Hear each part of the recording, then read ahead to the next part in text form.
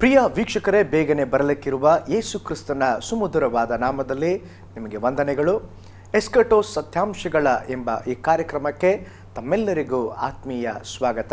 ಪ್ರಿಯ ವೀಕ್ಷಕರೇ, ಈ ವಿಶೇಷವಾದ ಕಾರ್ಯಕ್ರಮದಲ್ಲಿ ವಿಶೇಷವಾದ ಅತಿಥಿಯಾಗಿ ಸತ್ಯವೇದ ಕಾಲೇಜಿನಲ್ಲಿ ಸುಮಾರು 23 ವರ್ಷಗಳ ಕಾಲ ಉಪದೇಶ ಸೇವೆಯನ್ನು ಮಾಡುತ್ತಾ ಸಭಾ ಸೇವಕರಾಗಿ ಬೆಂಗಳೂರು ಪ್ರಾಂತ್ಯದಲ್ಲಿ ಸೇವೆ ಸಲ್ಲಿಸುತ್ತಾ ಇರುವಂಥ ಪಾಸ್ಟರ್ ಸೈಮನ್ ಅಬ್ರಹಾಂ ಅವರು ನಮ್ಮೊಂದಿಗಿದ್ದಾರೆ. ಈ ಕಾರ್ಯಕ್ರಮಕ್ಕೆ ಅವರನ್ನು ಸ್ವಾಗತಿಸೋಣ. ಬನ್ನಿ ಪಾಸ್ಟರ್. Praise Lord. ಹೇಗಿದ್ದೀರಿ ಪಾಸ್ಟರ್? ಚೆನ್ನಾಗಿದ್ದೀವಿ ಪಾಸ್ಟರ್. ಕಳೆದ ಸಂಚಿಕೆಯಲ್ಲಿ ನಾವು ಕಡೆ ಕಾಲದ ಅಥವಾ ಅಂತ್ಯ ಕಾಲದ ಸೂಚನೆಗಳನ್ನು ಅನೇಕ ಸಂಗತಿಯನ್ನು ನೀವು ನಮಗೆ ತಿಳಿಸಿಕೊಟ್ರಿ. ಪಾಸ್ಟರ್, ಅಂತ್ಯಕಾಲದ ಕೆಲವೊಂದು ಲಕ್ಷಣಗಳನ್ನು ಹೇಳಿದ್ರಿ. ಉದಾಹರಣೆಗೆ ಇಸ್ರಾಯೇಲ್ ಜನರ ರಿಎಮರ್ಜೆನ್ಸ್, ಅವರ ಪುನರಾಗಮನ, ಅವರು ಮತ್ತೆ ತಮ್ಮ ತಾಯ್ನಾಡಿಗೆ ಸೇರಿಕೊಳ್ಳುವುದರ ಬಗ್ಗೆ ನೋಡಿದ್ವಿ.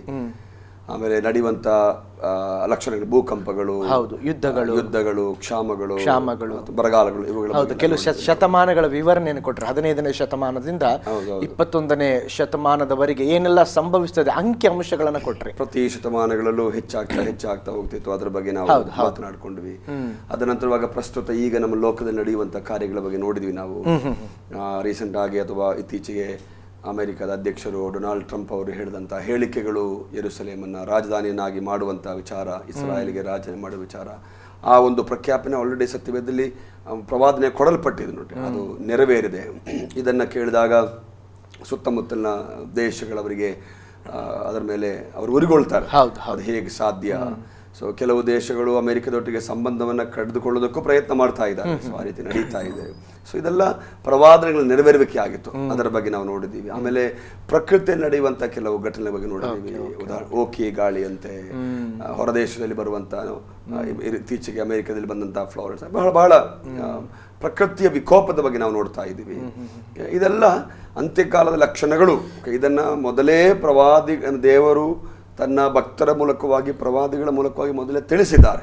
ಸೊ ಆ ಲಕ್ಷಣಗಳ ಬಗ್ಗೆ ನಾನು ಬಹಳ ಆಳವಾಗಿ ಏನು ಹೇಳಿಲ್ಲ, ಬಹಳ ಗೊತ್ತಿರುವಂತಹ ವಿಷಯಗಳ ನಿಮ್ಮ ಮುಂದೆ ನಾನು ಹೇಳಿದ್ದೆ. ಲಕ್ಷಣಗಳ ಬಗ್ಗೆ ಹೇಳಿದ್ದೆ, ಬಹಳಷ್ಟು ಮಾಹಿತಿನ ಕೊಟ್ಟಿದ್ದೆ. ಆಮೇಲೆ ಅಲಯನ್ಸ್ ಬಗ್ಗೆ ಹೇಳಿದೆ. ಅಲಯನ್ಸ್ ಬಗ್ಗೆ, ಒಪ್ಪಂದಗಳ ಬಗ್ಗೆ ಅಲ್ವಾ, ದೇಶಗಳ ನಡುವಿನ ಒಪ್ಪಂದ. ವಿರೋಧಿಗಳಾಗಿದ್ದ ದೇಶಗಳು ಈಗ ಒಪ್ಪಂದ ಮಾಡ್ಕೊಳ್ತವೆ. ಯಾರಿಗೆ ವಿರುದ್ಧವಾಗಿ? ಇಸ್ರಾಯೇಲ್ಗೆ ವಿರುದ್ಧವಾಗಿ. ಅದು ನೆರವೇರಬೇಕು. ಸಲ್ಮಾನ್ ಎಂಬವರು ರಷ್ಯಾ ದೇಶಕ್ಕೆ ಹೋದ್ರ ಅಂತ ಹೇಳಿದ್ರಿ. ಅದೊಂದು ಜಸ್ಟ್ ಒಂದು ಉದಾಹರಣೆ ಅಷ್ಟೇ.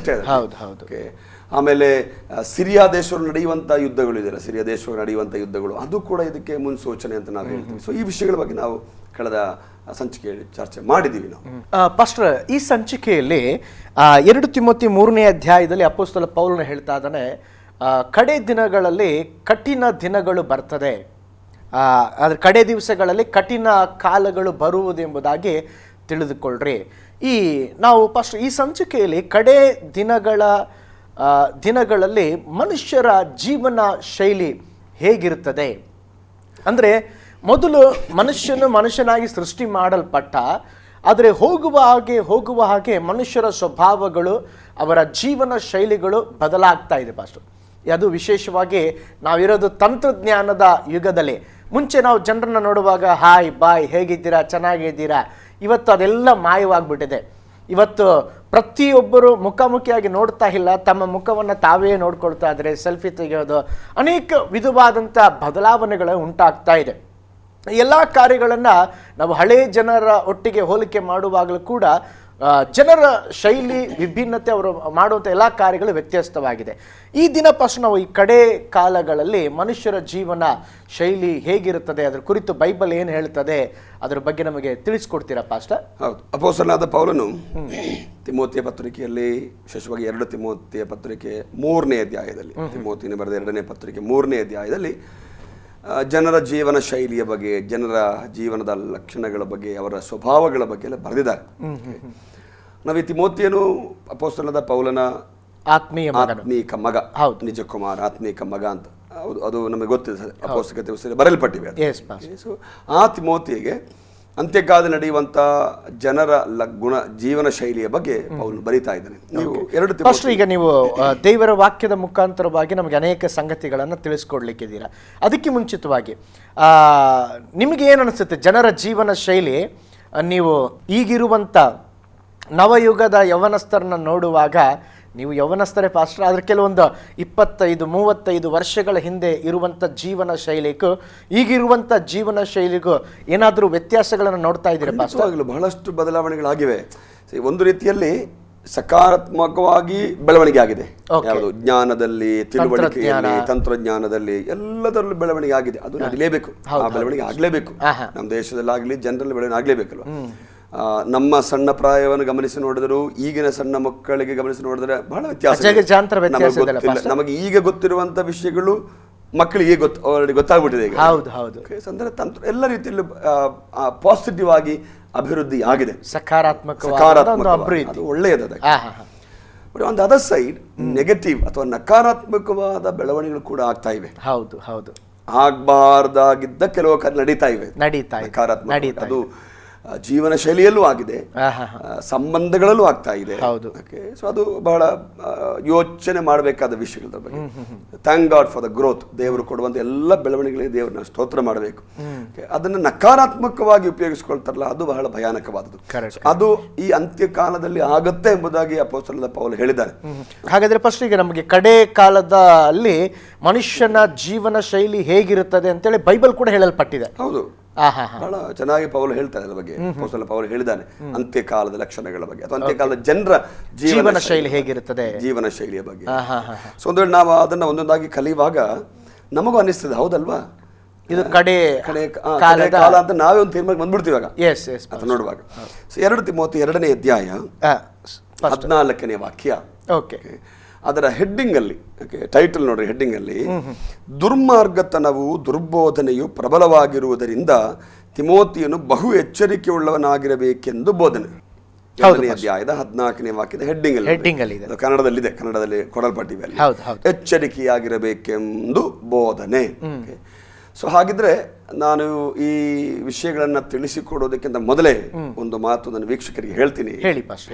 ಇದು ಯಾಕೆ ಈಗ ನಾವು ನೋಡ್ಲಿಕ್ಕಿರುವಂತ ಈ ಜನರ ಜೀವನ ಶೈಲಿ, ಸ್ವಭಾವಗಳು ಯಾಕೆ ಕೊಡ್ತಾ ಇದೀವಿ ಅಂದ್ರೆ, ಯಾರನ್ನೂ ಖಂಡಿಸುವುದಕ್ಕಲ್ಲ, ಯಾರಿಗೂ ವಿಮರ್ಶನೆ ಮಾಡೋದಕ್ಕಲ್ಲ, ಬದಲಾಗಿ ನಮ್ಮನ್ನು ನಾವೇ ಎಚ್ಚರಿಕೆ ಆಗಿಟ್ಕೊಂಡು. ಒಳ್ಳೆ ಮಾತು ಹೇಳಿದ್ರಿ ಪಾಸ್ಟರ್. ಯಾರನ್ನೂ ಖಂಡಿಸುವುದಕ್ಕಾಗಿ ಅಲ್ಲ, ವಿಮರ್ಶಿಸುವುದಕ್ಕಾಗಿ ಅಲ್ಲ, ದೇವರ ವಾಕ್ಯದಲ್ಲಿ ನಮ್ಮ ಜೀವಿತವನ್ನು ಒಂದು ಕನ್ನಡಿಯಲ್ಲಿ ನಮ್ಮ ಮುಖವನ್ನು ನೋಡಿದ ಹಾಗೆ ದೇವರ ವಾಕ್ಯ ಎಂಬ ಕನ್ನಡಿಯಲ್ಲಿ ನಮ್ಮ ಮುಖವನ್ನು ನೋಡಿಕೊಳ್ಳುವಂತ ಅನುಭವ ನೋಡಿಕೊಂಡು ಎಚ್ಚರಿಕೆಯಾಗಿ ಬಾಳೋದು. ಬನ್ರಿ 2 ತಿಮೋತಿಯ ಪತ್ರಿಕೆ ಅಂದ್ರೆ ತಿಮೋತಿಯನಿಗೆ ಪೌಲನು ಬರೆದ 2ನೇ ಪತ್ರಿಕೆ 3ನೇ ಅಧ್ಯಾಯ 1ರಿಂದ 5 ವಾಕ್ಯಗಳು. ಮೊದಲ ವಾಕ್ಯ ನಾನು ಓದ್ತೀನಿ ನಿಮಗೋಸ್ಕರವಾಗಿ. ಆದರೆ ಕಡೇ ದಿವಸಗಳಲ್ಲಿ ಕಠಿಣ ಕಾಲಗಳು ಬರುವುದೆಂದು ತಿಳಿದುಕೊಳ್ಳಿರಿ. ಹಾಗಾದ್ರೆ ಕಡೇ ದಿವಸಗಳಲ್ಲಿ ಕಠಿಣ ಕಾಲ ಬರುತ್ತೆ. ಕಠಿಣ ಕಾಲ ಏನ್ ಪಾಸ್ ಇದು ಕಠಿಣ ಕಾಲ ಅಂದ್ರೆ? ಆ ಪದವನ್ನು ಹೇಳ್ತು ನೋಡ್ರಿ. ಕಠಿಣ ಏನು, ಅರಗಿಸಿಕೊಳ್ಳಲಾಗದಂತ ಕಾರ್ಯಗಳು, ಕಠಿಣವಾದದ್ದು. ನಾವು ಸಾಮಾನ್ಯವಾಗಿ ಕಡೆಯ ಕಾಲದಲ್ಲಿ ಕಷ್ಟ ದಿನಗಳು ಅಂತ ಹೇಳ್ತೀವಲ್ಲ, ಇದು ಅದಕ್ಕಿಂತ ಮೇಲೆ ಕಠಿಣ ಕಾಲಗಳು ಅಂತ. ಏನು ಕಠಿಣ ಅಂತ ನೋಡ್ರಿ, ಆ ಮನುಷ್ಯ ಬಹಳ ಕಠಿಣ ಅಂತ ಹೇಳ್ತೀವಿ. ಹೌದು, ಆ ಮನುಷ್ಯ ಕಷ್ಟ ಅಂತ ಹೇಳೋದಿಲ್ಲ, ಕಠಿಣ ಅಂದ್ರೆ ಅರ್ಥ ಏನು, ಅವರನ್ನ ಚೇಂಜ್ ಮಾಡೋದು ಬಹಳ ಕಷ್ಟ ಅಂತ. ಕಠಿಣ ಅಂತ ಹೇಳಿ. ಸೊ ಆ ಪದ ನೋಡಿ, ಕಠಿಣ ಕಾಲಗಳು ಬರುವುದೆಂಬುದನ್ನು ತಿಳಿದುಕೋ. ತಿಮೋತಿಯನಿಗೆ ಹೇಳುವಂತ ಮಾತು, ತಿಳಿದುಕೋ. ಮುಂದೆ ಆ ಕಠಿಣ ಕಾಲದ ಬಗ್ಗೆ ಮನುಷ್ಯರು ಸ್ವಾರ್ಥ ಚಿಂತಕರು, ಹಣದಾಸೆಯವರು, ಬಡಾಯಿ ಕೊಚ್ಚುವವರು, ಅಹಂಕಾರಿಗಳು, ದೂಷಕರು, ತಂದೆ ತಾಯಿಗಳಿಗೆ ಅವಿಧೇಯರು, ಉಪಕಾರ ನೆನೆಸದವರು, ದೇವ ಭಯವಿಲ್ಲದವರು, ಮಮತೆ ಇಲ್ಲದವರು, ಸಮಾಧಾನವಾಗದವರು, ಚಾಡಿ ಹೇಳುವವರು, ದಮೆ ಇಲ್ಲದವರು, ಉಗ್ರತೆಯುಳ್ಳವರು, ಒಳ್ಳೆಯದನ್ನು ಪ್ರೀತಿಸದವರು, ದ್ರೋಹಿಗಳು, ದುಡುಕಿನವರು, ಉಬ್ಬಿಕೊಂಡವರು, ದೇವರನ್ನು ಪ್ರೀತಿಸದೆ ಭೋಗಗಳನ್ನೇ ಪ್ರೀತಿಸುವವರು, ಭಕ್ತಿಯ ವೇಷವಿದ್ದು ಅದರ ಬಲವನ್ನು ಬೇಡವೆನ್ನುವರು ಆಗಿರುವರು. ತಿಮೋತಿಯನಿಗೆ ಪೌಲ ಹೇಳ್ತಾನೆ, ಇಂಥವರ ಸಹವಾಸವನ್ನು ಮಾಡದಿರು. ಫಸ್ಟ್ ಒಂದು ದೊಡ್ಡ ಲಿಸ್ಟೇ ಹೇಳಲ್ಪಟ್ಟಿದೆ. ಒಂದು ನಾವು ಮಾರ್ಕೆಟ್ಗೆ ಹೋಗುವಾಗ ಒಂದು ದೊಡ್ಡ ಲಿಸ್ಟನ್ನು ಹೇಗೆ ಮಾಡ್ಕೊಂಡು ಹೋಗ್ತೀವೋ ಅದೇ ವಿಧದಲ್ಲಿ ಕಡೆ ದಿನಗಳಲ್ಲಿ ಮನುಷ್ಯರ ಜೀವನ ಶೈಲಿ ಅಂದ್ರೆ ಸುಮಾರು ಕಾರ್ಯಗಳಿದೆಯಲ್ಲ, ಸುಮಾರು 20 ಕಾರ್ಯಗಳು. ನೀವು ನೋಡಿದ್ರೆ 20 ಕಾರ್ಯಗಳ ಲಿಸ್ಟೇ ಇದೆ ಅಲ್ಲಿ. ಸುಮಾರು 20 ಕಾರ್ಯಗಳಿವೆ. ಇದೆಲ್ಲ ಕಡೆ ಕಾಲದ ಜೀವನ ಶೈಲಿ.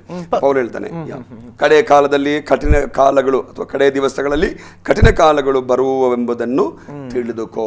ಹೇಗೆ, ಯಾಕೆ ನಾವು ಈ ಎಪಿಸೋಡ್ ಅಲ್ಲಿ ಒಂದೊಂದು ಕಾರ್ಯವನ್ನ ನಾವು ಹೇಗೆ ಮನುಷ್ಯನ ಜೀವನ ಶೈಲಿ, ಈಗ ಇಷ್ಟೆಲ್ಲ ಲಿಸ್ಟ್ ಅನ್ನು ಓದಿದ್ದೇವೆ, ಒಂದೊಂದು ಲಿಸ್ಟ್ ಅನ್ನು ತೆಗೆದುಕೊಂಡು ಯಾಕೆ ನಾವು ಅದನ್ನ ಜಸ್ಟ್ ಚರ್ಚೆ ಮಾಡಬಾರ್ದು? ಮಾಡೋಣ. ಮಾಡೋಣಲ್ಲ ಫಸ್ಟ್.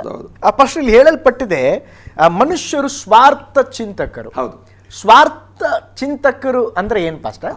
ಅದೇ ನಾವು ಅದನ್ನ ಆಂಗ್ಲ ಭಾಷೆಯಲ್ಲಿ ಓದಿ ನೋಡಿದ್ರೆ ಲವರ್ಸ್ ಆಫ್ ದೆಮ್ ಸೆಲ್ಸ್ ಅಂತ ಇದೆ. ಅಂದ್ರೆ ತಮ್ಮನ್ನ ತಾವೇ ಪ್ರೀತಿಸಿಕೊಳ್ಳೋರು. ಎಸ್, ತಮ್ಮನ್ನು ತಾವೇ ಪ್ರೀತಿಸಿಕೊಳ್ಳುವವರು.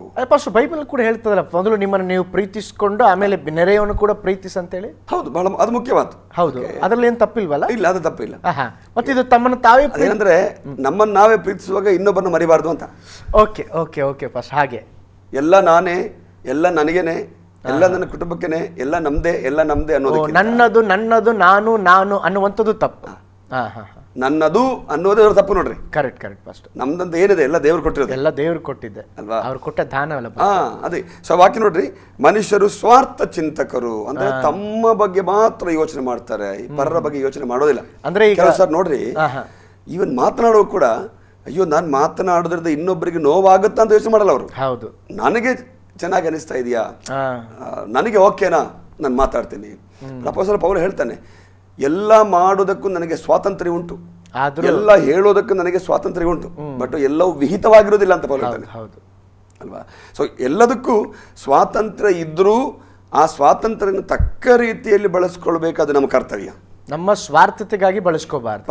ಸ್ವಾರ್ಥ ಚಿಂತಕರು, ಸ್ವಾರ್ಥತೆ ಬಗ್ಗೆ ಮಾತ್ರ ಯೋಚನೆ ಮಾಡುವವರು ಅಂತ, ಅಥವಾ ತಮ್ಮನ್ನು ತಾವೇ ಹೆಚ್ಚಾಗಿ ಪ್ರೀತಿ ಮಾಡಿಕೊಳ್ಳುವಂತವರು ಅಲ್ಲ. ಫಸ್ಟ್ ಈಗ ಸ್ವಾರ್ಥ ಚಿಂತಕ ಅಂದ್ರೆ, ಈಗ ನಾವು ನೀವು ಎಲ್ಲೋ ಒಂದು ಇಬ್ರು ನಾವು ಸೇವೆಗೆ ಹೋಗಿದೀವಿ ಅಂತ ಹೇಳ್ಕೊಳ್ಳೋಣ. ನಾವು ಒಂದು 2 ದಿವಸ ಆಯ್ತು ಊಟ ಮಾಡಿ, ನಾನೀಗ ಎಲ್ಲೋ ಒಂದು ಬನ್ ಸಿಕ್ತು, ಅಪ್ಪ 2 ದಿವಸ ಆಯ್ತು ನನಗೆ ಊಟ ಸಿಕ್ಕಿಲ್ಲ, ಈ ಬನ್ನನ್ನು ನಾನೇ ತಿಂದ್ಬಿಡೋಣ, ಅದು ಸ್ವಾರ್ಥತೆ ಅಲ್ಲ?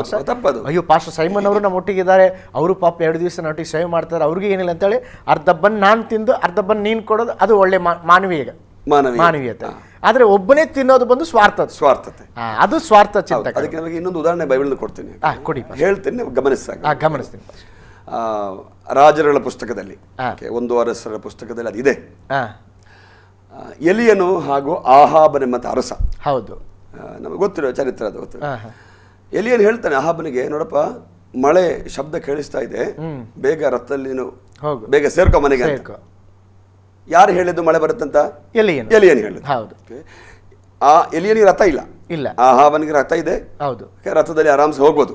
ಬಟ್ ಎಲಿ ಹೇಳ್ತಾನೆ ಮಳೆ ಬರೋದಕ್ಕೆ ಮೊದಲು ನಿನ್ನ ಮನೆಗೆ ಸೇರ್ಕೋ ಅಂತ ಹೇಳ್ತಾನೆ. ನೋಡಿ, ಗಮನಿಸಿ ನೋಡ್ರಿ, ಈ ಮಾತನ್ನ ಹೇಳಿ ಎಲಿಯನ್ನು ಪ್ರಾರ್ಥನೆ ಮಾಡಕ್ ಹೋದ್ರು. ಹೌದು, ಕಾರ್ಮೆಲಿಗೆ ಬೆಟ್ಟಕ್ಕೆ ಪ್ರಾರ್ಥನೆ ಮಾಡಕ್ ಹೋದ್ರು. ಅಲ್ಲಿ ಪ್ರಾರ್ಥನೆ ಮಾಡ್ತಾ ಇದ್ದಾರೆ. ಪ್ರಾರ್ಥನೆ ಮಾಡೋ ಸಮಯದಲ್ಲಿ ಆಹಾಬನು ಅನ್ನಪಾನಗಳನ್ನ ತೆಗೆದುಕೊಂಡು ನೋಡ್ತಾನೆ, ರಥದಲ್ಲಿ ಕೂತು ಹೋಗ್ತಾನೆ. ಆ ಜಾಗದಲ್ಲಿ ನಾವು ಯಾರಾದ್ರೂ ಆಗಿದ್ರೆ, ಅಯ್ಯೋ ಮಳೆ ಬರುತ್ತಂತ ಹೇಳಿದ್ ಯಾರು? ಎಲಿ ಅಂತಾನೆ. ಹಾಗಿದ್ರೆ ಅವನು ಮಳೆಯಲ್ಲಿ ನೆನೆಯದಂತೆ ನಾನು ಕೂಡ ಅವನ್ನ ಕರ್ಕೊಂಡು ಹೋಗೋಣ ಅಂತ ಯೋಚನೆ ಮಾಡಬಹುದಾಗಿತ್ತು. ನೋಡಿ, ಮಾಡಿಲ್ಲ. ಅಲ್ಲಿ ಗಮನಿಸಬೇಕು, ಆಹಾಬನು ತನ್ನ ಬಗ್ಗೆ ಮಾತ್ರ ಯೋಚನೆ ಮಾಡಿ ತನ್ನ ರಥದಲ್ಲಿ ತಾನೇ ಸುಖವಾಗಿ ಹೋಗ್ತಾ ಇದ್ದು. ನೋಡಿ, ಮಳೆ ಬರುತ್ತಂತ ಹೇಳಿದ್ರು ಎಲಿಯನನ್ನ ಮರೆತು ಸ್ವಾರ್ಥ ಚಿಂತನಾಗಿ ತನ್ನ ಬಗ್ಗೆ ಮಾತ್ರ ಕಾಳಜಿ ವಹಿಸಿ ಅವನ ರಥದಲ್ಲಿ ಹೋಗ್ತಾ ಇದ್ದಾನೆ. ಬಟ್ ದೇವರು ಕೈ ಬಿಡ್ತಾರ? ಇಲ್ಲ. ವಾಕ್ಯ ನೋಡ್ರಿ, ಆಹಾಬನು ಸೇರೋದಕ್ಕಿಂತ ಮೊದಲೇ ದೇವರ ರಥಗಳನ್ನು ಕೊಟ್ಟು ಕಳಿಸಿದ್ರು. ಆಹಾಬನು ಸೇರೋದಕ್ಕಿಂತ ಮೊದಲೇ ಎಲಿಯನ್ನು ಸೇರ್ತಾನೆ ಮುಂದೆ. ಹೌದು. ಸ್ವತಂತ್ರ ಸ್ವಾರ್ಥತೆ ಅಥವಾ ಸ್ವಾರ್ಥ ಚಿಂತಕರಾದರೆ ಅಂಥವರನ್ನ ದೇವರು ಆಶೀರ್ವಾದ ಮಾಡಕ್ ಆಗೋದಿಲ್ಲ. ಸೊ ಯಾವಾಗ ನಾವು ಸ್ವಾರ್ಥತೆಯನ್ನ ಬಿಟ್ಟು ಬಾಳ್ತೀವೋ, ಇನ್ನೊಬ್ಬರ ಬಗ್ಗೆ ನಾವು ಯಾವಾಗ ಯೋಚನೆ ಮಾಡ್ತೀವೋ, ಚಿಂತೆ ಮಾಡ್ತೀವೋ, ಆ ಸಮಯದಲ್ಲಿ ದೇವರು ನಮ್ಮನ್ನ ಆಶೀರ್ವಾದ ಮಾಡ್ತಾನೆ. ಅದು ಒಳ್ಳೆ ಉದಾಹರಣೆ. ಅದು ಹೌದು. ನಾನು ಯಾವಾಗಲೂ ಹೇಳೋದುಂಟು, ನಮ್ಮ ಸಭೆಗಳಲ್ಲಿ ಆಹಾಬರು ಇರಬಾರ್ದು, ನಮ್ಮ ಸಭೆಗಳಲ್ಲಿ ಎಲಿಯನ್ ಇರಬೇಕು. ಸ್ವಾರ್ಥ ಚಿಂತಕರಿರಬಾರ್ದು. ಹಾಗಿದ್ದರೆ ನೋಡಿ, ಸ್ವಾರ್ಥ ಚಿಂತಕರು, ತಮ್ಮನ್ನು ತಾವೇ ಪ್ರೀತಿ ಮಾಡುವಂತವರು, ಇದು ಬಹಳ ಹೆಚ್ಚಾಗಿದೆ ಈ ಕಾಲದಲ್ಲಿ. ಅದಕ್ಕೆ ಒಂದು ಉದಾಹರಣೆ ಇನ್ನೊಂದು ಹೇಳು. ಈಗ ನಡೆಯುವಂತ ಉದಾಹರಣೆ ಬೇಕಿದ್ರೆ, ನೀವು ಬ್ಯಾಂಗ್ಳೂರಿಗೆಲ್ಲ ಬಂದ್ರೆ ಅಪಾರ್ಟ್ಮೆಂಟ್ಸ್ಗಳು ಜಾಸ್ತಿ, ಇಲ್ಲೂ ಇದೆ, ಎಲ್ಲ ಕಡೆ ಇದೆ ಅಪಾರ್ಟ್ಮೆಂಟ್ಸು. ಈ ಅಪಾರ್ಟ್ಮೆಂಟ್ಸ್ ಅಲ್ಲಿ ಇರೋರು 40, 50, 60 ಮನೆಗಳಿವೆ ನೋಡ್ರಿ, ಅರ್ಸಿದೆ. ಅದರಲ್ಲಿ ಪಕ್ಕದ ಮನೆಯವರಿಗೆ ಈ ಮನೆಯವರಿಗೆ ಆ ಮನೆಯವ್ರಿಗೆ ಗೊತ್ತಿರೋದಿಲ್ಲ. ಹೌದು ಪಾಸ್ಟರ್. ಮೇ ಬಿ ಅವರ ಬ್ಯುಸಿ ಶೆಡ್ಯೂಲ್ ಆಗಿರ್ಬೋದೇನೋ, ಅವರ ಕೆಲಸ ಹೆಚ್ಚು ಒತ್ತಡ ಜಾಸ್ತಿ ಇರ್ಬೋದೇನೋ. ಆದರೂ ಕೂಡ ಈ ಅಪಾರ್ಟ್ಮೆಂಟ್ ಇರುವಂಥವರು ಒಬ್ರಿಗೊಬ್ಬರು ತಿಳ್ಕೊಂಡಿರೋದಿಲ್ಲ, ಒಬ್ರಿಗೊಬ್ಬರು ಮಾತಿನ ವಿನಿಮಯ ಇಲ್ಲ. ಅವ್ರು ಯಾರೋ ಇವ್ರು ಯಾರು, ಅವ್ರಿಗೆ ನೋಡಿದ್ರೆ ಅವ್ರು ಎಲ್ಲಿಂದ ಬಂದವರು, ನಾವೆಲ್ಲಿಂದ ಬಂದವರು ಎಂಬಂತ ಒಂದು ಭಾವನೆ. ಅಂದರೆ ಎಲ್ಲರೂ ಸ್ವಾರ್ಥಿಗಳಾಗ್ಬಿಟ್ಟಿದ್ದಾರೆ ಈಗ. ಫಸ್ಟ್ ಇದು ಹೇಳುವಾಗಲೇ ನನಗೆ ಒಂದು ತಮಾಷೆ ಮಾತಾಗಿದ್ರೆ ನನಗೊಂದು ನೆನಪು ಬರ್ತದೆ. ಚೆನ್ನೈಯಲ್ಲಿ ಬಹಳ ಒಂದು ದೊಡ್ಡ ಮಳೆ ಬಂತು. ಆಗ ಕೆಲವು 2-3 ಫ್ಲೋರ್ ಅಪಾರ್ಟ್ಮೆಂಟಿಗೆ ನೀರು ನಿಂತುಕೊಳ್ಳುವಂಥ ಪರಿಸ್ಥಿತಿ ಬಂದಾಗ ಆಗ ತಪ್ಪಿಸ್ಕೋಬೇಕಲ್ವಾ, ಎಲ್ಲ ಇನ್ನೂ ಬೇರೆ ಮಹಡಿಗೆ ಹೋದ್ರಂತೆ ಅಪಾರ್ಟ್ಮೆಂಟ್ ಮೇಲೆ. ಅವಾಗ ಹೋಗಿ ಹಿಂಗ್ ನೋಡುವಾಗ ಎಲ್ಲ ಸ್ನೇಹಿತರಂತೆ, ಹೇ ನೀನು ಇದೇ ಅಪಾರ್ಟ್ಮೆಂಟ್ ಅಲ್ಲಿ ಇದೀಯಾ, ಎಷ್ಟು ವರ್ಷಗಳು ಅಲ್ಲೇ ಇದ್ದಾರೆ, ನಾನು ಇದೇ ಅಪಾರ್ಟ್ಮೆಂಟ್ ಅಲ್ಲಿ ಇದ್ದೀನಿ, ನೀನು ಇದೇ ಅಪಾರ್ಟ್ಮೆಂಟ್ ಅಲ್ಲಿ ಅಂತೇಳಿ ಒಬ್ಬರೊಬ್ರು ನೀವು ಹೇಳುವಂಥದ್ದು ಸತ್ಯ. ಹೌದು, ನಿಜತ್ವದ ಆ ಘಟನೆಗಳು ಮುಂದುವರಿತಾ ಇದೆ ಈಗಲೂ. ಸರಿ ಪಾಸ್ಟರ್, ಬಹಳ ನೋವಿನ ಸಂಗತಿ ಇದು. ಹೌದು, ನಾವು ಇದು ಸಾಮಾನ್ಯ ಲೋಕದ ಜನರಲ್ಲೂ ಇದೆ, ಸಭೆ ಎಂಬುದಾಗಿ ಕರೆಯಲ್ಪಡುವಂತಹ ದೇವರ ಮಕ್ಕಳೆಂಬುದಾಗಿ ಕರೆಯಲ್ಪಡುವಂತವರ ಮಧ್ಯದಲ್ಲೂ ಇದೆಯಲ್ಲ ಈಗ, ಅದು ಬಹಳ ಶೋಚನೀಯವಾದದ್ದು. ಅಂದ್ರೆ ಸಭೆಗಳಲ್ಲಿ ದೇವರ ಮಕ್ಕಳು ಸ್ವಾರ್ಥ ಚಿಂತಕರು, ತಮ್ಮನ್ನು ತಾವೇ ಮಾತ್ರ ಪ್ರೀತಿ ಮಾಡುವಾಗಿರಬಾರ್ದು. ಹೌದು, ಅದಕ್ಕೆ ನೋಡ್ರಿ ಯೇಸು ಸ್ವಾಮಿ ಹೇಳುವಂತ ಮಾತು, ನಾವು ದೇವರನ್ನ ಪ್ರೀತಿ ಮಾಡ್ತೀವಿ ಸತ್ಯ, ಜೊತೆಗೆ ಕಣ್ಣಿಗೆ ಕಾಣುವ ಸಹೋದರನನ್ನ ಪ್ರೀತಿಸು. ಅವನನ್ನು ಪ್ರೀತಿಸದೆ ನಾನು ದೇವರನ್ನ ಪ್ರೀತಿಸಂತ ಹೇಳೋದು ಏಕೆ? ಹಾಗೆ ಹೇಳೋದೊಂದು ಅರ್ಥನೇ ಇಲ್ಲ ಅಂತ ಹೇಳ್ತಾರೆ. ಹೌದು, ನೋ ಮೀನಿಂಗ್ ಇನ್ ದ್ಯಾಟ್ ಅಂತ ಅಲ್ವಾ. ಸೊ ಹಾಗಿದ್ರೆ ಸ್ವಾರ್ಥ ಚಿಂತಕರು ಆಗಬಾರ್ದು, ಸೆಲ್ಫಿಶ್ ಆಗಬಾರ್ದು ಅಂತ ಬರೆಯಲ್ಪಟ್ಟಿವೆ. ಮೊನ್ನೆ ಕೇರಳದಲ್ಲಿ ದೊಡ್ಡ ಪ್ರಳಯವಾಯ್ತಲ್ಲ. ಹೌದು, ಅದರಲ್ಲಿ ಒಂದು ಶೋಚನೀಯವಾದ ಒಂದು ಕಥೆಗಳು ಬಂತಾರೆ. ಕಥೆ ನಡೆದ ಘಟನೆ ಅದು. ನೀರಿನ ಪ್ರವಾಹ ಹೆಚ್ಚಾಗ್ತಾ ಬಂದಾಗ ಆಲ್ಮೋಸ್ಟ್ ಎಲ್ಲ ಮನೆಗಳವರನ್ನ ಖಾಲಿ ಮಾಡ್ತಾ ಇದ್ರು, ಕೆಲವರು ಬರೋದಿಲ್ಲ ಅಂತ ಹಠ ಹಿಡಿದ್ರು. ಆಮೇಲೆ ಕೊನೆಗೆ ಅವ್ರನ್ನ ಫೋರ್ಸ್ಫುಲ್ ಆಗಿ ಹೊರಗೆ ತರಲಾಯಿತು. ಮತ್ತು ಯಾರು ಬಂದಿಲ್ಲ, ಅವರೆಲ್ಲ ನೀರಿನಲ್ಲಿ ಮುಳುಗಿ ಹೋದ್ರು. ಅದ್ರಲ್ಲಿ ಒಂದು ಮನೆಯಲ್ಲಿ ಫಸ್ಟ್ ಕೆಳಗಿನ ಮಹಡಿ ಇದೆ, ಮೇಲಿನ ಮಹಡಿ ಇದೆ. ಕೆಳಗಿನ ಮನೆಯವರು ಮೊದಲೇ ಅವರು ಹೋದ್ರು. ಬಟ್ ಮೇಲಿನ ಮಹಡಿಯಲ್ಲಿ 3 ಲೇಡೀಸ್ ಇದ್ರಂತೆ. ಇಬ್ಬರು ಲೇಡೀಸು, ಆಮೇಲೆ ಪುರುಷ, ಇಬ್ಬರು ಸ್ತ್ರೀಯರು ಪುರುಷ. ಆ ಪುರುಷನಿಗೆ ಕೆಲವು ತಿಂಗಳುಗಳ ಹಿಂದೆ ಆಪರೇಷನ್ ಆಗಿ ಅವರಿಗೆ ನಡೆಯಕ್ಕಾಗಿಲ್ಲ, ಅವರು ಬೆಡ್ ರಿಡನು. ಇನ್ನೊಬ್ಬರು ವಯಸ್ಸಾದ ತಾಯಿ, ಅವರು ಕೂಡ ಬೆಡ್ ರಿಡನು. ಇನ್ನೊಬ್ಬರು ಸ್ವಲ್ಪ ಮಧ್ಯ ವಯಸ್ಕಂತ ಮಹಿಳೆ, ಆಕೆ ಇದ್ದಾರೆ, ಆಕೆಗೆ ಹೊರಗಡೆ ನಡೆಯಕ್ಕಾಗೋದಿಲ್ಲ. ಸೊ ಅಂದ್ರೆ 3 ಜನರು ಒಂದು ಏನು ಹೇಳೋದು, ಶಾರೀರಿಕವಾಗಿ ಬಲಹೀನರಾಗಿದ್ದಾರೆ. ಏನಾಯ್ತಂದ್ರೆ ಇವರಿಗೆ ಹೊರಗಡೆ ಬಂದು ಹೇಳಕ್ಕೂ ಆಗೋದಿಲ್ಲ, ಬೆಡ್ ಬಿಟ್ಟು ಬರೋಕ್ಕೂ ಆಗೋದಿಲ್ಲ, ಈ ಥರ ಒಂದು ಅನುಭವ ಆಗಿದೆ. ಏನಾಯಿತು ನಡೆದ ಘಟನೆ ಅಂದರೆ, ಈ ಕೆಳಗಿನ ಮನೆಯವರನ್ನ ಖಾಲಿ ಮಾಡಿದಾಗ, ಪಕ್ಕದ ಮನೆಯವರನ್ನ ಖಾಲಿ ಮಾಡಿದಾಗ, ಅವರು ಈ ರೆಸ್ಕ್ಯೂ ಮಾಡಕ್ಕೆ ಬಂದ್ರಲ್ಲ, ಪಾರು ಮಾಡಕ್ಕೆ ಬಂದ್ರಲ್ಲ, ಅವರಿಗೆ ಒಂದು ಮಾತು ಈ ಮನೆಯವರ ಬಗ್ಗೆ ಹೇಳಿಲ್ಲ ಅಂತ ನಡೆದ ಘಟನೆ ಅದು. ಬಹಳ ದುಃಖವಾಗಿತ್ತು ನೋಡ್ರಿ. ಏನಾಯ್ತು, ಆ 3 ಜನ ಇದ್ದ ಜಾಗದಲ್ಲೇ ಮರಣ ಹೊಂದಿದರಂತೆ. ಬಹಳ ಶೋಚನೀಯ ಪಾಸ್ಟರ್. ಗಮನಿಸಬೇಕಾದ ಅಂದರೆ ನೆರೆಹೊರೆಯವರಾಗಲಿ ಅಥವಾ ಕೆಳಗಿದ್ದವರಾಗಲಿ ಒಂದು 3 ಜನ ನಿಸ್ಸಹಾಯಕರಿದ್ದಾರೆ ಅಂತ ಹೇಳಿದ್ದಿದ್ರೆ ಜೀವ ಕಾಪಾಡಲು ಈ 3 ಜನರ ಜೀವ ಕಾಪಾಡಬಹುದಾಗಿತ್ತಲ್ಲ. ಇದರಲ್ಲಿ ನಮಗೆ ಗೊತ್ತಾಗುತ್ತೆ ಮನುಷ್ಯ ಎಷ್ಟು ಸ್ವಾರ್ಥ ಚಿಂತನೆ ಉಳ್ಳವನಾಗಿ. ನಾನು ಅದನ್ನ ಒಂದು ವೇಳೆ ಸ್ವಲ್ಪ ನೀವು ಹೇಳಿದ್ದು ಸತ್ಯನೇ, ಬಟ್ ಇನ್ನೊಂದು ಸ್ವಲ್ಪ ಬದಲಾಯಿಸಿ ಹೇಳ್ಬೇಕಿದ್ರೆ, ಎಸ್, ಒಂದು ವೇಳೆ ಆ ಸನ್ನಿವೇಶದ ಭಯಾನಕತೆ ಭಯದಿಂದ ಅವರು ಮರೆತು ಹೋಗಿರ್ಬೋದೇನೋ, ಆ ಥರ ನಮಗೆ ಚಿಂತೆ ಮಾಡ್ಬೋದು. ಬಟ್ ಒಂದು ಅದರ್ ಸೈಡ್ ನಾವು ಯೋಚನೆ ಮಾಡಿದ್ರೆ ಅದು ಹೆಂಗೆ ಮರ್ತೋಗೋಕ್ಕಾಗತ್ತೆ ಅಲ್ವಾ? ಅಷ್ಟು ದೊಡ್ಡ ಕಾರ್ಯ ನಡೀತಾ ಇದೆ, ಮೇಲೆ 3 ಜನ ಆರಾಮವಿಲ್ಲದೆ ನಿಸ್ಸಹಾಯಕರಾಗಿದ್ದಾರಲ್ಲ, ಅವ್ರ ಬಗ್ಗೆ ಯೋಚನೆ ಮಾಡಲಾರದಷ್ಟು ಭಯನ. ಈಗ ಆ ನೆರೆಹೊರೆಯಲ್ಲಿದ್ದವರೆಲ್ಲ ಒಂದು ವೇಳೆ ಇದ್ರ ಬಗ್ಗೆ ದುಃಖ ಅನುಭವಿಸ್ರು. ಅಯ್ಯೋ, ನಾವು ಹೇಳಿದ್ದಿದ್ರೆ, ನಾವೇನಾದರೂ ಒಂದು ಮಾರ್ಗ ಕೊಟ್ಟಿದ್ರೆ ಆ 3 ಜನ ಜೀವ ಬದುಕ್ತಿತ್ತಲ್ಲ ಅಂತ ಕೊರಗ್ತಾರೆ ನೋಡಿ. ಈಗ ಮುಗಿದು ಹೋದ ಮೇಲೆ ಏನು ಕೊರಗಿದ್ರು ಏನು ಪ್ರಯೋಜನ ಪಾಸ್ಟರ್? ಸ್ವಾರ್ಥ ಚಿಂತತೆ ಬಹಳ ಬಹಳ ಅಪಾಯಕಾರಿ. ಸೊ ದೇವರ ಮಕ್ಕಳಾದ ನಮಗೆ ಆ ಚಿಂತೆಗಳು, ಸ್ವಾರ್ಥ ಚಿಂತೆ ಇರಲೇಬಾರ್ದು. ಯಾವಾಗಲೂ ನಮ್ಮನ್ನು ನಾವೇ ಕಡೆ ದಿನಗಳಲ್ಲಿ ಇದು ಹೆಚ್ಚಾಗುತ್ತಲ್ಲ ಪಾಸ್ಟರ್ ಮನುಷ್ಯನಲ್ಲಿ. ಈಗ ನೀವು ನೋಡಿ ಈಗಿನ ಲೋಕ ನೀವು ಗಮನಿಸಿ ನೋಡ್ರಿ, ಹೆಚ್ಚಾಗಿದೆ ಅಲ್ವಾ, ಹೆಚ್ಚಾಗ್ತಾನೆ ಬರ್ತಾ ಇದೆ. ಅದಕ್ಕೆ ಬದಲಾವಣೆ ಆಗಲಿ. ಸೊ ಅದು ಮೊದಲನೆಯ ಲಕ್ಷಣ ಜೀವನ ಶೈಲಿ. ಎರಡನೇದು ಹಣದಾಸೆಯವರು. ಇದರ ಬಗ್ಗೆ ನಾನು ನಿಮಗೆ ಹೇಳ್ಬೇಕಾದ ಅಗತ್ಯನೇ ಇಲ್ಲ, ಅಷ್ಟು ನಮ್ಮ ಕಣ್ಣ ಮುಂದೆನೇ ಇದೆ. ಅಲ್ಲ ಪಾಸ್ಟರ್, ಈಗ ಹಣ, ನಾವು ಏನು ಮಾಡಬೇಕಂದ್ರೂ ಹಣ ಬೇಕಲ್ವಾ? ಹಣ ಖಂಡಿತ ಬೇಕು ನಮಗೆ. ಅದೀಗ ನನಗೆ ಹಣ ಬೇಕು, ಹಣಕ್ಕಾಗಿ ಆಸೆ ಪಡೋದು ತಪ್ಪಲ್ಲ ಪಾಸ್ಟರ್? ಹಣ ತಪ್ಪ ಅಥವಾ ಹಣದ ಆಸೆ ತಪ್ಪ? ಹಣ ತಪ್ಪಲ್ಲ, ಹಣ ಇಲ್ಲದೆ ಬದುಕಕ್ಕಾಗೋದಿಲ್ವೇ? ಯಾರಿಗೂ ಮುಂದೊಂದು ದಿನ ಹಣನೇ ಇಲ್ಲ. ಮೊನ್ನೆ ಹೇಳಿದ್ವಲ್ಲ, ಕ್ಯಾಶ್ಲೆಸ್ ಅಂತ ಹೇಳ್ತೀವಲ್ಲ, ವಿದೌಟ್ ಕ್ಯಾಶ್ ಎಲ್ಲ ಥ್ರೂ ಬ್ಯಾಂಕ್ ಥ್ರೂ ವಹಿವಾಟು, ನೋ ಕ್ಯಾಶ್. ನಮ್ಮ ಕೈಗೆ ಕ್ಯಾಶೇ ಬರೋದಿಲ್ಲ ಅಂತ ಯಾರು ಹೇಳಿದಾಗೆ 10 ಲಕ್ಷ ಬ್ಯಾಂಕಲ್ಲಿ ಇರುವವನಿಗೆ 1 ಲಕ್ಷ ಕೈಗೆ ಸಿಗುತ್ತೆ. ನನಗೆ 5,000 ರೂಪಾಯಿ ಸಂಬಳ, ಬಹಳ ಕಡಿಮೆ ಸಂಬಳ, ಸುಮ್ಮನೆ ಹೇಳಿದ್ದಾರೆ. ಅದು 5,000 ರೂಪಾಯಿ ಸಂಬಳ, ನನಗೆ ಒಂದು ಇನ್ನೊಂದು 1,000 ರೂಪಾಯಿ ಇದ್ದರೆ, ಒಂದು 6,000 ರೂಪಾಯಿ ಸಂಬಳ ಇದ್ದರೆ ನನಗೆ ಚೆನ್ನಾಗಿರ್ತದೆ. ಅದು ಹಣದ ಆಸೆ? ಅದು ಹಣದ ಆಸೆ ಅಲ್ಲ. ಅದು ನನಗೆ 5,000 ಇದೆ, ನಾವು ಖರ್ಚು ಹೆಚ್ಚಾಗ್ತದೆ, ಇನ್ನೊಂದು 1,000 ಎಕ್ಸ್ಟ್ರಾ ಇದ್ರೆ ಚೆನ್ನಾಗಿತ್ತು, ನಾವು ಕೆಲಸ ಮಾಡ್ತಾ ಇದ್ವಿ. ಮತ್ತೆ ಹಣದ ಆಸೆ ಅಂದ್ರೆ ಏನು? ಹೇಗೆ? ಅದಕ್ಕೆ ಏನಾದರೂ ಉದಾಹರಣೆ? ಹಣದ ಆಸೆ ಅಂದ್ರೆ ಈ ಸತ್ಯವೇದವನ್ನು ನೀವು ಗಮನಿಸಿ ನೋಡಿದ್ರೆ ಅಪೊಸ್ತಲ ಪೌಲ ಹೇಳ್ತಾನೆ, ಹ್ಮ್. ಹಣದ ಆಸೆಯು ಎಲ್ಲ ಕೆಟ್ಟತನಕ್ಕೆ ಮೂಲ ಕಾರಣ ಅಂತ. ಅಂದ್ರೆ ಅದರಲ್ಲಿ ಒಂದು ವಿಷಯ ನಾವು ಗ್ರೀಡ್ ಅಂತ ನಾವು ಹೇಳ್ತೀವಿ. ಆಸೆ ಅಲ್ಲ, ಗ್ರೀಡ್. ಆಸೆ ಬೇರೆ, ಅತ್ಯಾಸೆ ಬೇರೆ. ಅಲ್ಲ ಫಸ್ಟ್ ನೀವು ಆ ವಾಕ್ಯ ಹೇಳುವಾಗ ಅದರಲ್ಲಿ ಒಂದು ಕಾರ್ಯ ನಾವು ಅರ್ಥ ಮಾಡ್ಕೋಬೇಕಲ್ವಾ.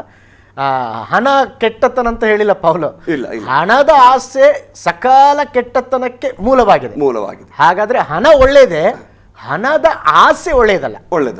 ಆಸೆ ಅದಕ್ಕೆ ಇನ್ನೊಂದು ಪದ ಅತ್ಯಾಸೆ ಅಂತ ಹೇಳಿ. ಅತಿಯಾಸೆ ನಮ್ಮ ಭಾಷೆಯಲ್ಲಿ ಹೇಳ್ತಾರೆ ಫಸ್ಟ್, ಅತಿ ಆಸೆ ಗತಿಗೇಡು ಅಂತ ಹೇಳಿ. ಅತಿಯಾಸೆ ಅಥವಾ ದುರಾಸೆ ಅಂತ ಹೇಳಿ. ದುರಾಸೆ ಅದು ಅಪಾಯಕಾರಿ. ಬಟ್ ಈಗಲೂ ಎಷ್ಟು ಹಣ ಇದ್ರೂ ಇನ್ನೂ ಬೇಕು ಅಂತ ಅಂದ್ರೆ ತುಂಬಿ ತೃಪ್ತರಾಗಿ ಸಾಕು ಅನ್ನುವಂಥ ಮಟ್ಟಕ್ಕಿದ್ರು ಇನ್ನೂ ಬೇಕು ಅನ್ನುವಂಥದ್ದು ಅತಿಯಾಸೆ. ಅದು ಅದೇಳ್ತಿಲ್ಲ, ಅದು ಬಹಳ ಬಹಳ ಭಯಾನಕವಾದ ಕಾರ್ಯ ಆಕ್ಚುಲಿ. ಅಂದ್ರೆ ಮಾನಸಿಕವಾಗಿ ಹಿಂಗೂ ಇದ್ದಾರ ಜನ ಅಂತ, ಹಿಂಗೂ ನಡೀತಾ ಇದೆಯಾ? ಹಣದಾಸೆ ಇರುವಂತವರು ನಮ್ಮ ಸುತ್ತಮುತ್ತಲು ಇದ್ದಾರೆ, ನಮ್ಮ ಲೋಕದಲ್ಲಿ ಇದ್ದಾರೆ ಅಲ್ವಾ? ಯಾಕೆ ಹೇಳಬೇಕು, ನಮ್ಮ ಕಣ್ಣು ಮುಂದೆ ಕಾಣ್ತೀವಲ್ಲ. ಹೌದು, ಹಣ ಅಂದ್ರೆ ಜನ ಅದಕ್ಕೆ ಬಾಯಿ ಬಿಡ್ತಾರೆ ನೋಡ್ರಿ. ಪಾಸ್ಟ್ರೆ, ಹಣ ಅಂದ್ರೆ ಜನ ಮಾತ್ರ ಬಾಯಿ ಬಿಡೋದಲ್ಲ, ನಮ್ಮ ಹೇಳ್ತದೆ ಹೆಣನು ಬಾಯಿ ಬಿಡುತ್ತಂತೆ. ಹಣ ಕಂಡ್ರೆ, ಈಗ ನೀವು ಹೇಳಿದ್ರೆ ಜನ ಬಾಯಿ ಬಿಡುತ್ತದೆ, ಹಣ ಕಂಡ್ರೆ ಹೆಣನು ಬಾಯಿ ಬಿಡುತ್ತಂತೆ. ಹಣಕ್ಕೆ ಅಷ್ಟು, ಹಣ ಎಲ್ರಿಗೂ ಬೇಕು. ಹೌದು, ಹಣ ಎಲ್ರಿಗೂ ಬೇಕು, ಕ್ಯಾಶ್ ಎಲ್ರಿಗೂ ಬೇಕು, ಅಥವಾ ಸಂಪತ್ತು ಎಲ್ರಿಗೂ ಬೇಕು. ಬಟ್ ಈ ಸಂಪತ್ತು ಮಿತಿ ಆಗುತ್ತೆ ನೋಡ್ರಿ, ಅಥವಾ ಅಧಿಕವಾಗುತ್ತೆ ನೋಡ್ರಿ, ಅತಿಯಾಸೆ ಬರುತ್ತಲ್ಲ, ಅದು ಒಳ್ಳೆಯದಲ್ಲ ಅಂತ. ಅದಕ್ಕೆ ಅವ್ರು ಹೇಳ್ತಾನೆ, ಅಂತ್ಯಕಾಲದಲ್ಲಿ ಇದು ಹೆಚ್ಚಾಗುತ್ತೆ. ಯಾವುದು? ಹಣದಾಸೆ. ಇವತ್ತು ನನಗೆ ಇಷ್ಟಿದೆ, ನಾಳೆ ಇದಕ್ಕಿದೆ ಡಬಲ್ ಆಗಬೇಕು, ನಾಡಿದ್ದು ಡಬಲ್ ಆಗಬೇಕು. ಅದಕ್ಕೋಸ್ಕರನೇ ಇವರು ಪ್ರಯತ್ನ ಮಾಡ್ತಾ ಇದ್ದಾರೆ. ಈ ಪ್ರಯತ್ನದಲ್ಲಿ ಉಳಿದವ್ರನ್ನ ಮರ್ತು ಹೋಗ್ತಾರೆ ಇವರು. ಹಣ ಸಂಪಾದನೆ ಮಾಡಬೇಕು ಅನ್ನೋ ವಿಚಾರಕ್ಕೆ ಬಂದಾಗ ಈ ಹಣ ಸಂಪಾದನೆಯಲ್ಲೇ ಉಳಿದ ಕಾರ್ಯಗಳನ್ನು ಮರೆತು ಬಿಡ್ತಾರೆ ಅವರು. ಉಳಿದ ಜನರನ್ನು ಕೂಡ ಮರೀತಾರೆ. ಅಲ್ಲ ಪಾಸ್ಟರ್, ನನಗೆ ಇದನ್ನು ಆ್ಯಕ್ಚುಲಿ ನಾನು ಹೇಳಬೇಕೋ ಗೊತ್ತಿಲ್ಲ. ಕೆಲವರು ಹಣ ಸಂಪಾದನೆಗಾಗಿ ವಿದೇಶಕ್ಕೆ ಹೋಗ್ತಾರೆ, ತಪ್ಪೇನಿಲ್ಲ ಪಾಸ್ಟರ್. ಹಣ ಸಂಪಾದನೆಗಾಗಿ ಹೇಳ್ತಾರೆ, ನನ್ನ ಹೆಂಡತಿಯನ್ನು ಚೆನ್ನಾಗಿ ನೋಡಬೇಕು, ನನ್ನ ಮಕ್ಕಳನ್ನ ಚೆನ್ನಾಗಿ ನೋಡಬೇಕು, ನನ್ನ ಕುಟುಂಬವನ್ನು ಚೆನ್ನಾಗಿ ನೋಡಬೇಕು, ವಿದೇಶಕ್ಕೆ ಹೋಗ್ತೇನೆ ಅಂತೇಳಿ ಅನೇಕ ವರ್ಷಗಳು ದುಡಿತಾರೆ, ಹಗಲು ರಾತ್ರಿ ದುಡಿದುಬಿಟ್ಟು. ರೀಸೆಂಟಾಗಿ ಒಂದು ನಡೆದಂಥ ಘಟನೆ, 50 ವರ್ಷ ಬಹಳ ದುಡಿದು ಇನ್ಮೇಲೆ ನಾನು ಸುಖವಾಗಿ ಇರುತ್ತೇನೆ, ನಾನು ಊರಿಗೆ ಬಂದರೆ ಸಾಕು ಮ್ಯಾಂಗ್ಳೂರಿಗೆ ಅಂತೇಳಿ ಬರುವಂಥ ಸಮಯದಲ್ಲಿ ಹೃದಯಘಾತ ಆಗಿಬಿಟ್ಟು ಮರಣ ಹೊಂದಿದ್ರು ಪಾಸ್ಟರ್. ಅಂದರೆ ನಾನು ಏನು ಹೇಳಿಕ್ಕೆ ಬಯಸ್ತೇನೆ ಅಂದರೆ, ಇವತ್ತು ಕೂಡ ಜನರು ವಿದೇಶದಲ್ಲಿ ಜಾಸ್ತಿ ಹಣ ಸಂಪಾದನೆ ಮಾಡ್ಬೋದು. ಅಂದರೆ ಎಲ್ಲವನ್ನ ಇಲ್ಲಿ ಬಿಟ್ಬಿಟ್ಟು ಅಲ್ಲಿ ಸಂಪಾದನೆ ಅಂತ ಹೋಗಿ ಒಂದು ಅತಿ ಆಸೆ ಪಡೋದು ಕೂಡ ಒಂದು ಅಪಾಯಕ ನೋಡಿ. ಎಲ್ಲ ಸಂಪಾದನೆ ಮಾಡಿ ಈಗ ಅನುಭವಿಸಕ್ಕಾಗಿಲ್ಲ ಅವ್ರಿಗೆ ನೋಡಿ ಅಲ್ವಾ? ದುಃಖ ಇರೋದು. ಅಂದ್ರೆ ಹೇಳ್ತಾರೆ, ಸಂಪಾದನೆ ನಾವು ಮಾಡಬೇಕು, ಒಳ್ಳೇದು. ವಿದೇಶಕ್ಕೆ ಹೋಗೋದು ನಾನು ತಪ್ಪಂತ ಹೇಳ್ತಾ ಇಲ್ಲ, ಆದರೆ ಅತಿ ಆಸೆ ಪಟ್ಟು ಎಲ್ಲವನ್ನ ಬಿಟ್ಬಿಟ್ಟು ಅದನ್ನ ಅನುಭವಿಸಲಿಕ್ಕಾಗದೆ. ಈಗ ಫಸ್ಟಿಗೆ ನೋಡಿ, ಲಾಸ್ಟ್ ಅಂದರೆ ಕೆಲವು ದಿನಗಳ ಹಿಂದೆ ಎಲ್ಲರ ಹತ್ರ ಹಣ ಇದೆ, ಆಸ್ತಿ ಇದೆ, ಆದರೆ ತಿನ್ನುವುದಕ್ಕೆ ಏನಿಲ್ಲ. ಕೋಟಿ ಬೆಲೆ ಬಾಳುವಂಥ ಅವರಿಗೆ ಎಕರೆ ಗಂಟಲೆ 100 ಎಕರೆ 500 ಎಕರೆ ಎಷ್ಟೋ ಹೊಲಗಳಿದೆ, ವ್ಯವಸಾಯ ಇದೆ, ಎಲ್ಲ ಇದೆ. ಆದರೆ ಇವರ ಕೈಯಲ್ಲಿ ಈಗ ಏನಿಲ್ಲ ಅಂದರೆ ಆಹಾರ ಇಲ್ಲ. ಎಲ್ಲ ಇದ್ಕೊಂಡ್ಬಿಟ್ಟು ಆಹಾರ ಆ ಟೈಮಲ್ಲಿ ಈಗ ಅವರು ನಮಗೆ ಒಂದು ಬ್ರೆಡ್ ಕೊಟ್ಟರೆ ಸಾಕು ತಿನ್ಲಿಕ್ಕೆ ಒಂದು. ಹೌದು ಅಲ್ಲ ಬಾಸ? ಹಂಗಾಗಿದೆ ನೋಡಿ ಅಲ್ವಾ? ಆತ ಪ್ರಕೃತಿ ವಿಕೋಪದಲ್ಲಿ ಆ ಥರ ಆಗಿದೆ.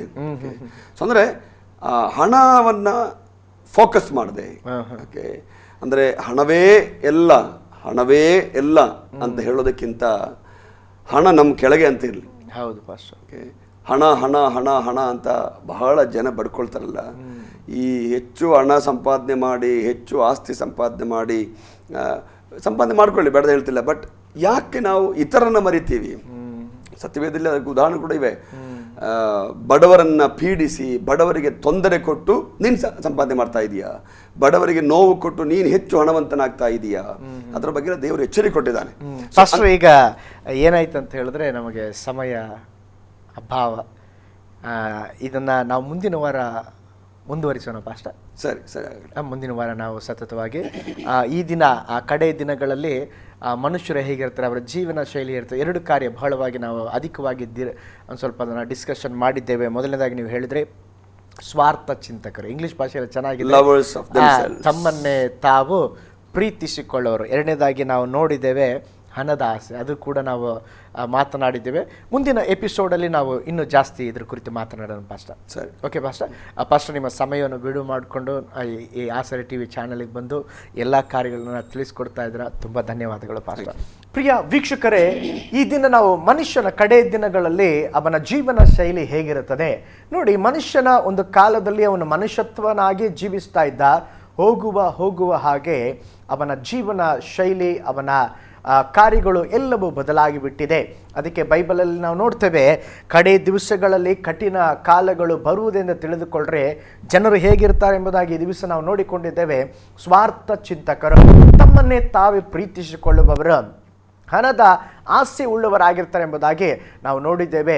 ಮುಂದಿನ ವಾರ ಕೂಡ ಎಸ್ಕಟೋಸ್ ಸತ್ಯಾಂಶಗಳೆಂಬ ಕಾರ್ಯಕ್ರಮದಲ್ಲಿ ಸತತವಾಗಿ ನೋಡ್ರೆ ಮುಂದುವರಿದ ಭಾಗವಾಗಿ ಈ ಕಾರ್ಯಗಳ ಕುರಿತಾಗಿ ನಾವು ಮಾತನಾಡಲಿಕ್ಕಿದ್ದೇವೆ. ಪ್ರಿಯ ವೀಕ್ಷಕರೇ, ಇದರ ಮಧ್ಯದಲ್ಲೇ ನಾನು ಹೇಳುವಂಥದ್ದು, ಈ ಎರಡು ಕಾರ್ಯಗಳ ಮಧ್ಯದಲ್ಲಿ ಕೂಡ ನಿಮ್ಮನ್ನು ನೀವು ಪರೀಕ್ಷೆ ಮಾಡಿಕೊಳ್ಳ್ರೆ, ನನ್ನನ್ನೇ ನಾನು ಪ್ರೀತಿಸಿಕೊಳ್ತಾ ಇದ್ದೇನಾ, ನಾನು ಸ್ವಾರ್ಥ ಚಿಂತಕನಾಗಿದ್ದೇನಾ, ಅಥವಾ ನಾನು ಹಣದ ಆಸೆ ಉಳ್ಳವನಾಗಿದ್ದೇನಾ?